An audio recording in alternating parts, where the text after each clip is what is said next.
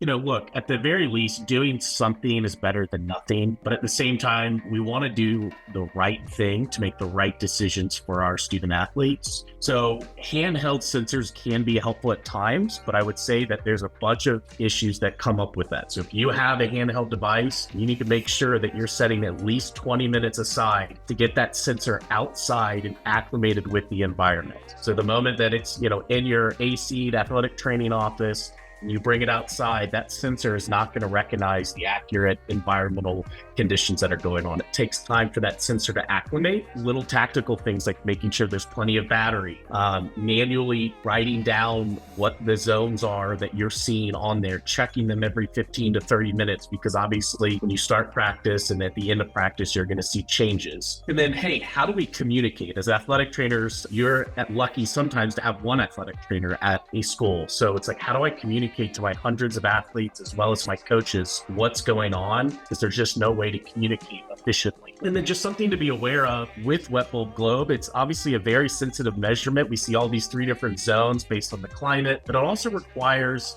the right type of sensor. Having a small globe, like in these handheld sensors, that is supposed to help measure how effective the body is basically heating up. So a smaller globe is going to, a lot of times, cause issues with that because it's going to heat up a lot faster and cool down a lot faster. In a lot of ways, it could be overestimating what should be happening, and you're having to delay or cancel practice because of an inaccurate device. So on our devices, we have the proper size black globe on our devices to make sure that it is as representative as the student athlete as possible. So just keep those things in mind as you're out trying to monitor the wet bulb globe conditions.